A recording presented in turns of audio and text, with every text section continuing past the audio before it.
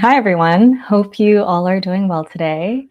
Welcome to You've Got Skills. My name is Kim. I'm a content marketing manager here at Staffbase. And as we're settling in, I'd love to get a feel for where everyone is tuning in from today. So please leave a comment, say hi to someone who's maybe in a different city or time zone as you. And with that, I'm so excited to be here today with Lisa Riemers, an independent communications consultant and accessibility advocate.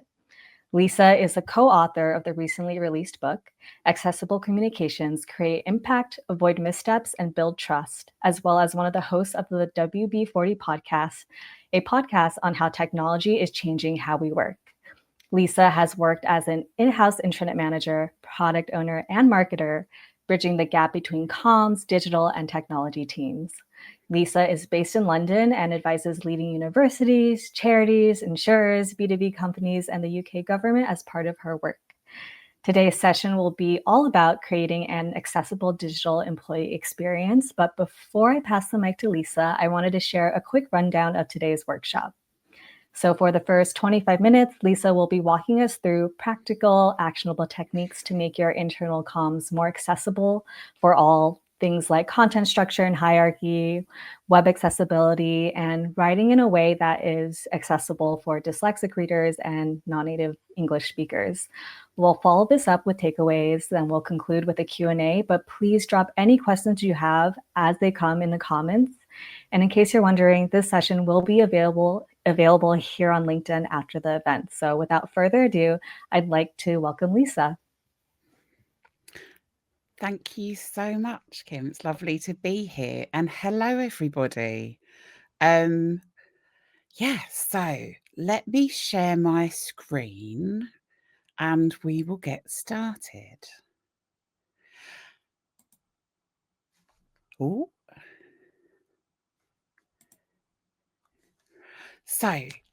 I'm here to talk to you today about how to make sure we make a really accessible digital employee experience that works well for everyone. And my main area that I talk a lot about is about content and the communication, because regardless of the platform you're using, a lot of the time, it boils down to the information that we're providing. So let's go on to talk about how to make your information stand out for all of the right reasons. We are going to cover some slides. Bear with me. So I'm going to give a little bit of an introduction on what accessibility means and why it's important and why we're talking about it today. And then we're going to talk about how to make that experience more accessible, looking at content structure, visual fixes, and language tweaks to help make your information more, have a bigger impact so that anybody, regardless of their needs, is able to interact with your information. As Kim said, I'm Lisa. I'm an accessibility consultant. I help organisations improve the way they communicate, and I co-wrote a book on this with Matisse Hamel-Neelis, and everything I'm talking about today is also available there. So thinking about apologies, I think my slides are slightly behind me. What we're going to think about today is how big a deal is this? A lot of the time when I go to organisations, they say, well, Lisa, we don't have anyone with accessibility needs in our organisation. I don't have any blind colleagues. I don't know anybody that this actually applies to. Why am I wasting my time on this? But it's not, accessibility isn't an edge case. We're all only ever temporarily not disabled, as I reminded myself also yesterday when I stubbed my toe again. Having broken my feet over the last few years, I've often found that I get that reminder that we're only ever temporarily not disabled. And 1 in 3 of us will need assistive technology at some point in our lives. Maybe you're short-sighted and possibly still in denial of that. I know my husband was until recently. or you left your reading glasses at home. Now, those glasses count as assistive technology. When we're talking about accessible communication and content, it's not just about if something works when it's read out loud by a screen reader, which is a piece of technology that people who have sight loss may use. It's also something that some people who are neurodiverse might use to help them understand information. Making things accessible means it's easier for everybody to understand. And also, as our population ages, why not think about designing the information that works for our future selves too? So, 1 in 3 people need assistive technology, and 1 in 4 people in the UK and Canada are classified as disabled, and it's more like 1 in 6 people worldwide. Um, I'm not entirely sure what drives that difference, except from different reporting standards. But a person is considered to have a disability if they have a physical or mental impairment that has substantial and long term negative effects on their ability to do normal daily activities. Now, there's also more numbers here, and apologies if anyone watching has dyscalculia, which is a difficulty with numbers, because I'm conscious that I've got a few numbers in this slide deck. But there's 1 in 10 people are dyslexic, which means these are people who might struggle with large blocks of text, as well as reading in block capitals, because block capitals present a little like a bunch of bricks, and it makes it harder to differentiate between letters. So when we're designing our templates, try to avoid using block capitals. If you're creating titles, sentence case is more readable, title case is okay, but block capitals is harder to read for everyone. Now, it's not necessarily considered a disability, although it might get in the way of you taking on certain jobs in your life. But 1 in 12 men and 1 in 200 women are colourblind. And that's on top of the folks that I've already mentioned who are visually impaired or forgot their reading glasses. Colour contrast failures are it's the one of the most common issues found in web accessibility audits. And the fact that we're all now citizen designers who are using amazing tools like Canva, um, we often end up designing for a vibe or something that's loosely based on a colour palette. And we might not have all had the design training that designers have had. And even designers who've had design training won't necessarily have considered color contrast from an accessibility perspective. They might know color combinations that pop, but they don't pop for everyone. And it's easy for our key messages to get lost among a sea of low contrast things. There's a few things to watch out for, which I'm going to talk a bit more about soon. So my last numbers-ish slide. This is a little bit of a visualization of what the inside of my brain looks like. Um, and as was pointed out to me the other day, none of the cogs are actually connecting with each other either. But all of us have been busy at some point, and nobody is reading our information in perfect conditions. Stress creates a cognitive impairment. It makes it harder for us to focus, and that's before we consider the estimated 1 in 5 people who are neurodiverse. So, how do we make sure that our information can be consumed by people who are probably stressed?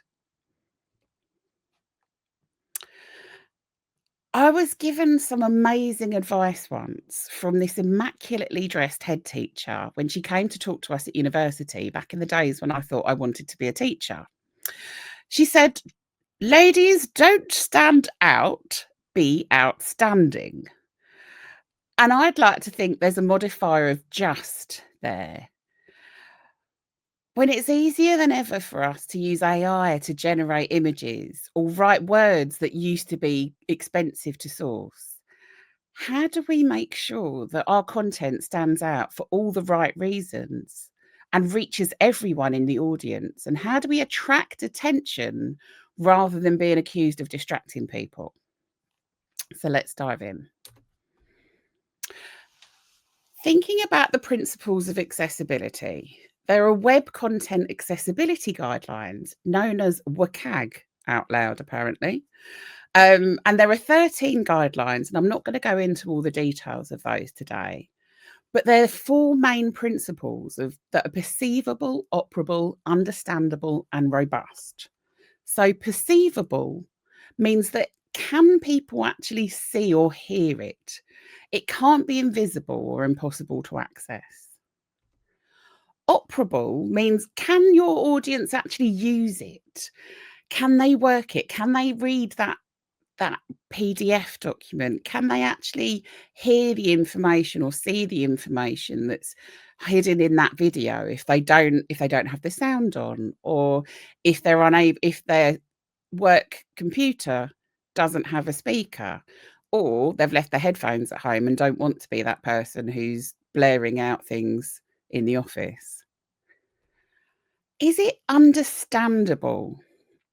Now, understanding is the thing that, particularly if you're working as a communications professional, understanding, this is our jam. Understanding is what we're talking about today. Can people actually read the information we're presenting and know what we mean? And the last one is robust. It shouldn't fall over if someone tries to access it in a different way to how you'd expect. If someone's using a keyboard to navigate your website, it should still work. Sometimes the robust is something that you might need to talk to the tech team about, but it's also within our gift. So it's something to be aware of when we're thinking about the making sure information is accessible. And as my friend Wedge Black calls it, useful, usable, and used. I love that. So when we think about accessibility, the big selling point for me is that we're not wasting our time making things that people can't see. But actually, it's also a legal obligation. There are lots of legislations. Oh, sorry, I think I skipped ahead too far then. Um, so there's some relevant legislation depending on where you are in the world. In Canada, it's the Accessible Canada Act. In the EU, you might have had, if you're in the EU now, you might have had a whole barrage of emails recently, because all EU member states must by now have transposed the European Accessibility Act into their local national laws. And as of this June, companies must make sure that their products and services covered by the Act are accessible. In the UK, we've got the Equality Act 2010, and if you work for the public sector at 2018 regulations are even more stringent to make sure that public sector websites, intranets, apps are all accessible. And if you're in the USA, which I believe a lot of you are, the Americans with Disabilities Act is the one to watch. Complying with the legislation is in everybody's interests. Lawsuits are costly, they can be damaging reputationally, as well as causing a lot of hassle and having a negative impact on everyone involved. So let's think a bit more about that accessible content. So for content to be accessible, it should be written in plain language. It should work on any device without relying on specialist software. It should not exclude anyone as they're unable to perceive it. And compliance with all of that legislation is just the baseline. That's not necessarily the end goal. So let's dig into this a little bit more. What does plain language mean? It's not about oversimplifying things. It's about making sure that your audience understands the information the first time they read it or hear it, and it's presented in a way that is formatted clearly and is easy to read. It's not necessarily easy read, because easy read is a much simpler version for people with learning disabilities. It might not be as relevant for your organisations. Plain language is understood by your audience, and the way to know if they understand it or not is to test it with them. Here's an example of a sign. I mentioned earlier I broke my foot last year. I took a photo of this sign at a local hospital. And if you don't know the terms your audience ask, if you don't know what terms your audience are using, what happens is you end up getting these little bits of paper and little temporary signs stuck up. All the staff in the hospital told me that I needed to go to X-ray. Everyone I spoke to said, "Oh, you need to go to X-ray. It's on the first floor." When I went to look at the sign, X-ray wasn't on there because X-ray is a subdivision of imaging. Sometimes understanding the things that are most used by your users is important, because otherwise you end up with these temporary workarounds. If you've got evidence to show your stakeholders of the terms that people are using, whether that's from your search results or from your user research, that can really help make sure that you're using the right terms. There are times when precise words are valuable, but you need to also make sure that those words are spelled out the first time you use them. So, speaking of context and knowing who your people are, what about cultural misunderstandings? I know we've got people joining this session from all around the world today. Now, when I worked with a tech team based in Cincinnati, we found that there were a couple of terms that caused a great deal of upset as to how they were actually perceived. There are certain phrases that we Brits love to use, which are often underestimating how furious we are at things. But we had the opposite issue happen. There was a time we used the term "a bit of a shame" in an email. So, and in British English, that means that you're sort of mildly disappointed. "Oh, it is a bit of a shame, but it's understandable. We did the best we could." But our tech team in the States interpreted it as us publicly shaming them and parading them down the street. The email got escalated to the directors. It came back to us in the UK. It went as far as the chief executive's office. And sometimes you can have unexpected consequences from the terms you're using. So make sure that when you're using the right word, when you're using words, that they work right for your local audience. But plain language is more than words. It's also about structure. So some of you might be familiar with the term F patterns. Now, this screenshot here is a picture from Nielsen Norman's website from 2006. In fact, that might be from the 2011, but this research started nearly 20 years ago. The way people read online is they scan, they're busy. This is from the results of an eye tracking survey. The red splodges on the screen show where people's eyes were drawn to. It's a heat map that shows where the darker red is, that's where their eyes were drawn, where it's a lighter yellow, that's where people's eyes sort of scanned across. And you can imagine people going from left to right, assuming in a country where language is read from left to right. The F pattern is reversed in Arabic speaking countries, so it's a right hand F. But people are busy when they're looking at your web page, whether they're looking on your intranet, when they're looking at your online content. This is the same with emails. They scan, they look at the headings. Are there signposts in these headings that are really clear to make sure people know what's going on? This is advice that still holds up today, even though if you go to the Nielsen Norman Group website, there are a few different other patterns around how people scan. The point is, they're busy and they're scooting through your content. They might read it all if it's relevant to them, but headings will help break it up. So this is an example of this is an anonymized example of a very wordy email that I got sent once. And if you look, it's quite small for a start. I'm not expecting that everyone on here can read this at the moment, but the next slide will be clearer. But the screenshot on the right in this picture shows in-person event register here, and the hyperlink is underlined just the word here.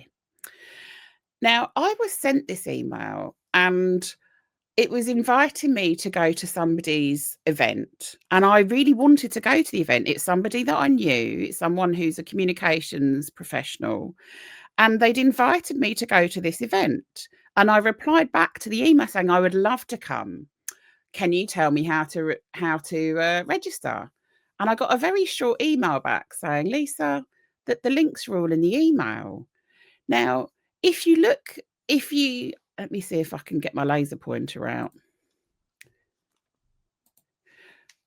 Very small links here at the bottom of the screen. These from a mobile weren't showing up at all because they were beyond the email signature.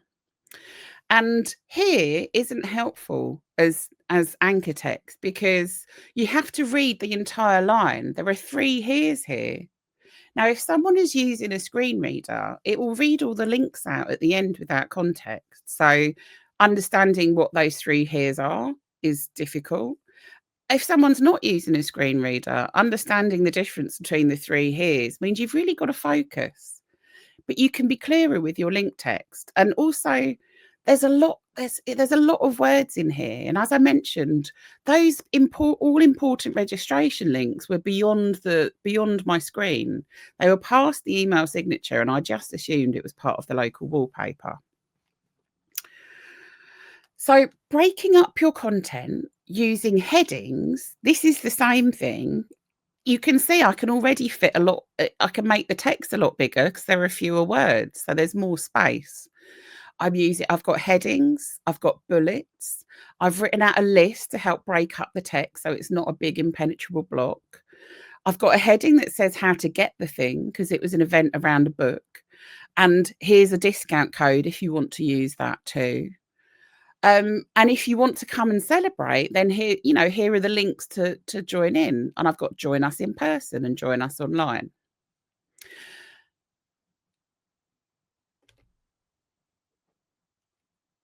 Looking at the anatomy of a page then, as a reminder, use those headings and subheadings.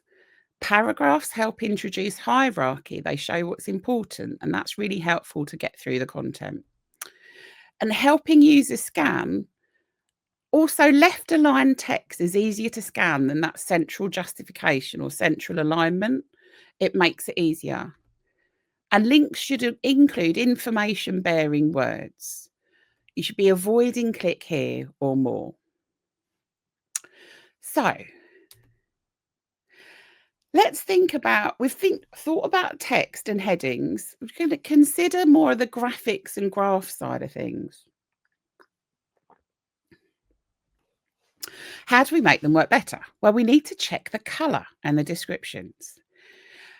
With tools like Canva, it's more tempting than ever to put as many ideas in. And I love maximalist vibes, but it can get quite busy. We don't want our graphics to look like anyone else's.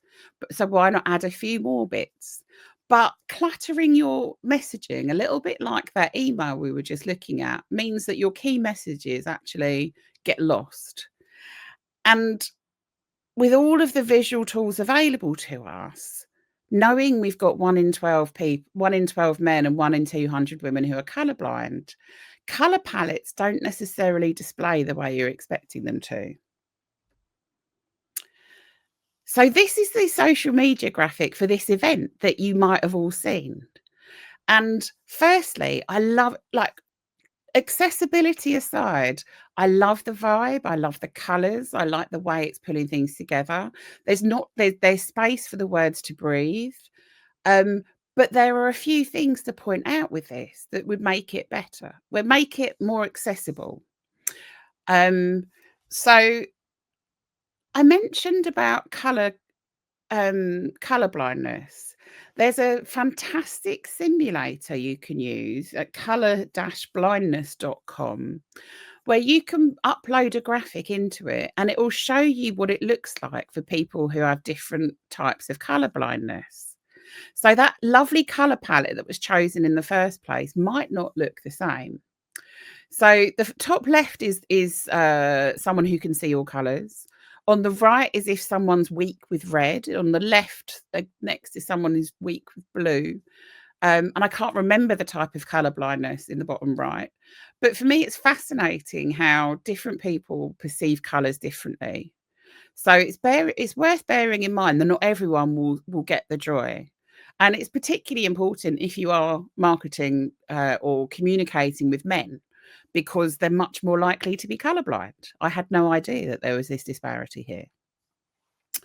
Now, I love that tool. I also love just using PowerPoint to flip to inspect without colour. So if you don't have time to check on your different palettes, and this is particularly useful whether you're doing social media graphics or graphics for your intranet or putting things up on Viva Engage, make sure that any key text is readable. Now, it's a little bit more obvious for me when I flip it to black and white, and I'm also conscious that as an artist, I've got a better than average understanding of colour here. But do you see where, get my laser pointer out again, particularly in the middle here, around the digi and the XP, the words sort of fade into the background. The blue colour that was there before kind of fades into the blue behind it, which makes it hard to read. And I think we want to make sure that we've all got limited time. We want to make sure that people can see our messages as clearly as possible. Now, just to show you, one of the tools I like to use is the Web AIM color contrast checker. And I selected the purpley blue as the foreground and selected the background, which was the kind of bluey grey.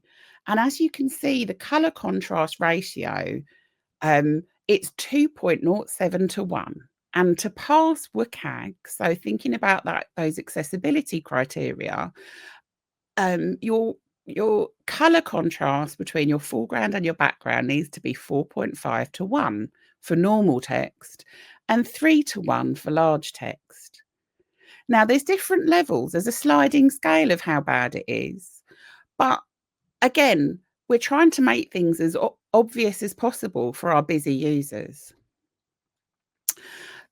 My co-author Matisse likes to use the TPGI color contrast checker, which is something you can download to your desktop. There's a Windows version and a Mac version. It gives you a slightly different perspective. It shows you. It also has an option to see those different colorblind how that color is presented. And so using those same colors, this is how that looks. So I set about trying to work out how to improve this. And the first step I did was to darken the background a bit, which if you can see, I'll get my laser pointer out again. Darkening the background means that there's a bit more of a contrast between the bright text in the foreground and the background. So it does now pass at large text. So that slight tweak has made it easier. Now, my favourite colour and my brand colour is this, we debate about whether it's the yellow or whether it's yellow or orange, depending on which Pantone you're using or which hex code. So I would, if we're keeping if you want to keep that gradient, I took out the blue so that just between the yellow and red, the gradient works. It doesn't sit quite right here. The color balance isn't, that wasn't part of the original design, but you can see now that this does pass everywhere apart from the AAA really high standard. And if you wanted to make it better still, I'd get rid of the pink altogether and just be doing different shades of gold, but that might not be your brand template. Now, there are built-in color contrast checkers, and Canva has one, but actually it didn't notice the problem with the gradient text because it uses an add-in to do that. It wasn't able to notice that the color contrast was out. It did point out on a different diagram white on pale. Bear in mind that there are built-in checkers to help you, but sometimes you need to go a little bit further. So, flipping up to If people are colorblind, they can't see your visual. Maybe they can't download the image. Maybe they haven't got their images turned on. Maybe they can't see at all. Maybe they're using a screen reader. Make sure that you're not relying on color, shape, size, sound, or visual location. Don't use descriptions like the table below, because if someone's using a screen reader, the terms above and below don't really make sense, or the image on the left. Image on the left is a particularly, if someone's using a mobile, it might not be on the left anymore. It might be above or to the right. So it might not be accurate. Make sure that if you are using images, make sure you've got some good alternative text with some and for videos, make sure you've got captions and descriptions.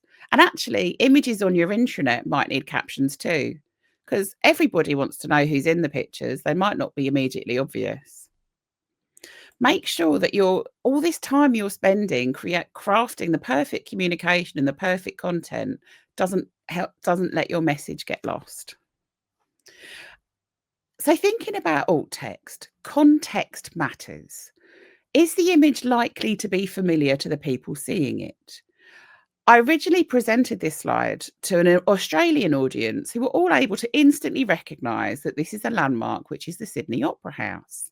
But depending on the context that it's being used in, the alt text might be simply Sydney Opera House. It could be a view of Sydney Opera House framed by Sydney Harbour Bridge from the Botanical Gardens, if you're particularly proud of that image, or if the image is actually talking about a trip, maybe you're writing about a recent trip you had to the gardens.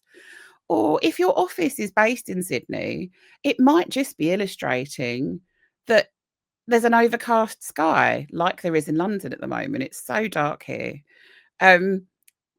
Why are you using that image, and what is the important thing that needs to be described? Make sure that's included. Now, a trickier example of alt text, and remember, when I'm talking about alt text, it's the thing that shows up if the image doesn't. So it's not necessarily visible to everyone, but it might be on social media platforms like Blue Sky. This is a picture of that baffling arena called the Sphere in Las Vegas. Now, when I asked PowerPoint's built-in AI to describe it, it suggested a large globe with lights on it, which isn't actually terrible, but it's not much detail. The actual alt text that was given on this publication was the MSG Sphere illuminates the Las Vegas skyline with a display to celebrate Independence Day as the Exosphere is fully lit up for the first time on Tuesday, July the 4th. James Schaefer, Las Vegas Review-Journal. Alt text is not where you provide credit to photographers. It's not where you put an entire description that people don't get elsewhere on the page. Alt text is something that should be helping people understand what's in the picture, not providing extra context. And you shouldn't be using it for SEO either. You could include, sometimes alt text is a place to use a non-standard word in a way that you wouldn't necessarily describe things to help with SEO a bit. But there are people who otherwise couldn't access this information. So don't use it. Don't be stuffing in keywords. Also, so I will talk to anyone who wants to listen about how much I love a Microsoft PowerPoint or Word smart art graphic. One of the things that the built-in accessibility checkers in things like Word and PowerPoint will do is confirm the order that things should be read of your things.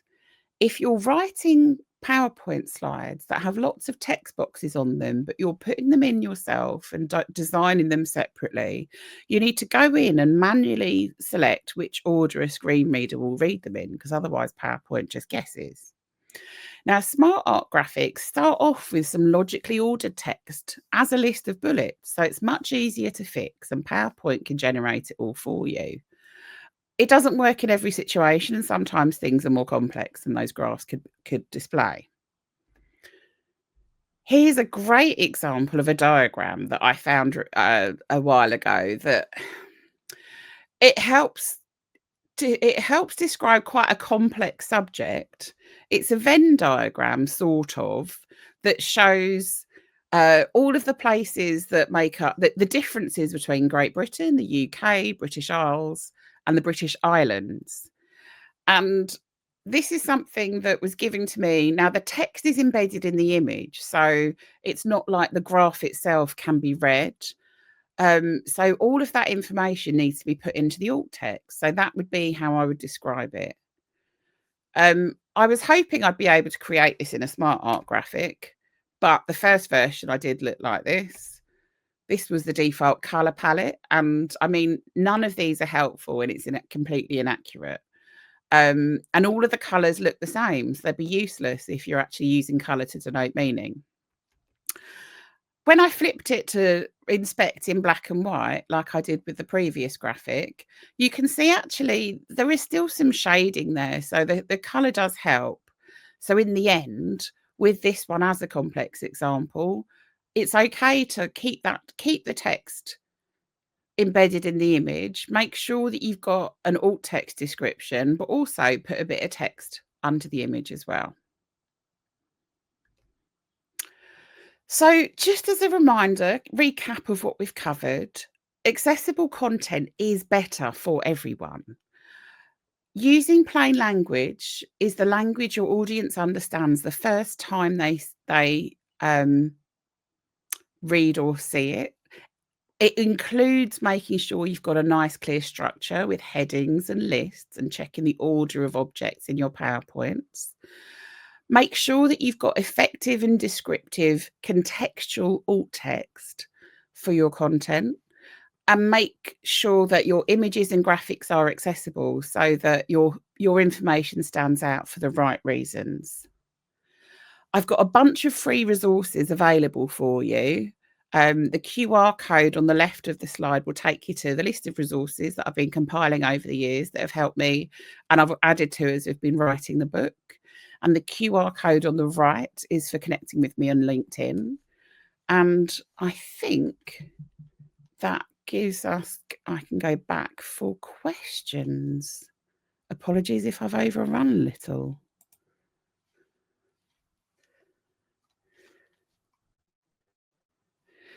Right, so questions. How do you...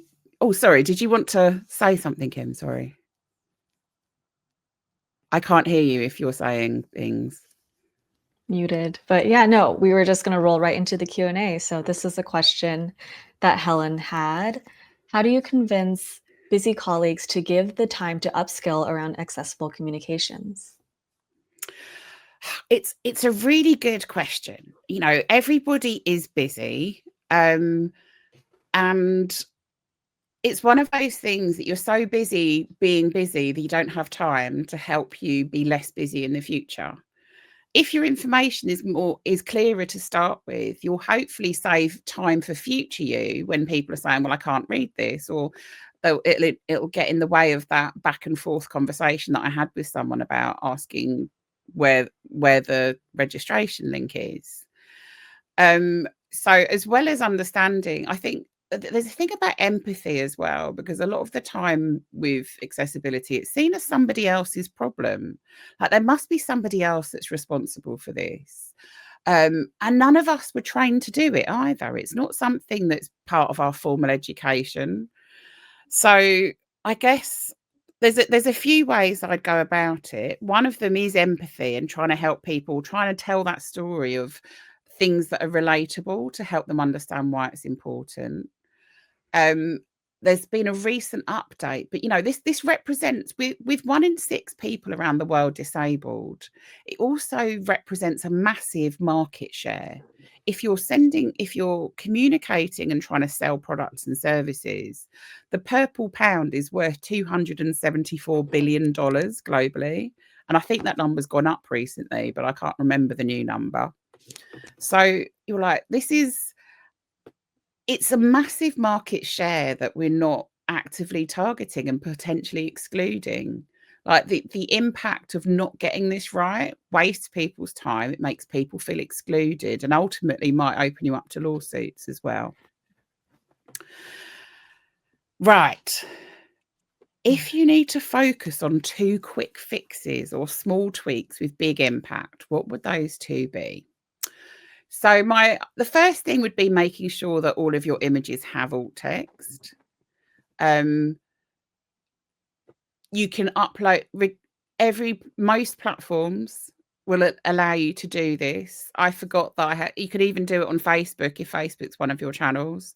I remembered this afterwards, and you can do it after. So don't beat yourself up if you haven't done it. You can, now you know a bit more, you can improve things as you go. But yeah, alt text, and I think color contrast is the biggest one. Quickly flipping your designs. If there's core information, make sure that that information is also available in accompanying text. But the biggest thing I see, and I've been guilty of this myself in the past, is light blue sky with white text as a template, or white text over a black and white photo. It's hard to read.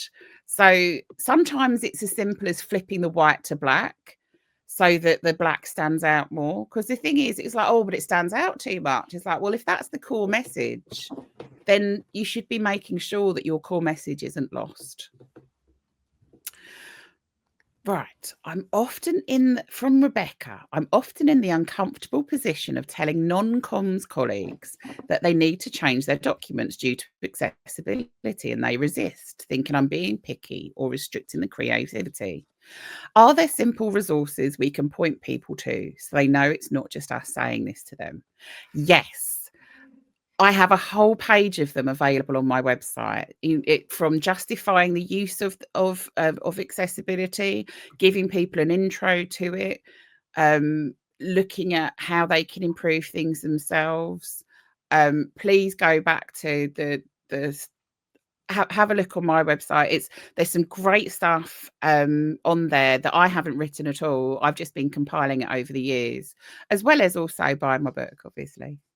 But you won't be able to get awkward colleagues to necessarily read it. But I think, numbers on their own don't necessarily change minds. Like, I heard a great quote a couple of years ago saying, well, 2 + 2 is 4, but what does 4 mean? Like, people need the context around a number. They need to understand what that numbers mean. So trying to help tell the story and show some of the numbers, but say, well, that is 10% of our staff. This is going to affect quite a few of our colleagues. Oh, another related question.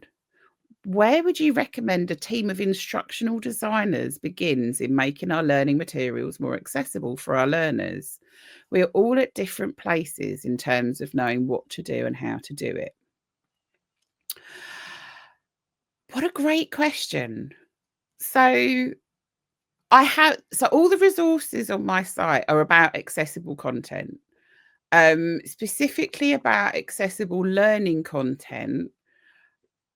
I think there's a couple of resources on there. I think now you're aware of it, that's almost like the first step. Creating maybe a working group in your organisation might help.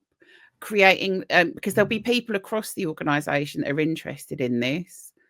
And where people are at different places, that's also okay. I go back to the point, like we've not been taught this, and it feels a little bit remiss to say, well, I didn't understand this, and now you're telling me that I could get in a lot of trouble for it. I feel like there's a broader issue that this needs to be included on curriculum so that it's not surprising us now. But I think starting up a working group, and I'll have a think about other resources, but in the meantime as well. Awesome. Well, thank you so much, Lisa. I feel like there's so much that I learned and so many really great takeaways to now take back into, my day-to-day workplace. And I hope all of you who tuned in felt the same way as well. Thank you so much again, Lisa, for sharing with us all of your tips and guidance. And thank you all for being here today. We hope you, like I said earlier, leave with some great takeaways to take into your own work. The webinar will be available on LinkedIn shortly, so make sure to keep an eye out for that. If you like the workshop today, share the recording with someone who you think would resonate with it. It'll be live here on LinkedIn on the Staffbase page, so keep an eye out for that. And mark your calendars for the next one. We have the next workshop happening on December 3rd with Katarina Bailova on campaigns that change behavior, how to design communication campaigns that move beyond clicks and open rates. So thank you all again for spending the last 45 minutes with us. And thank you again, Lisa. And I hope you all have a wonderful rest of your day. Great. Thanks for having me.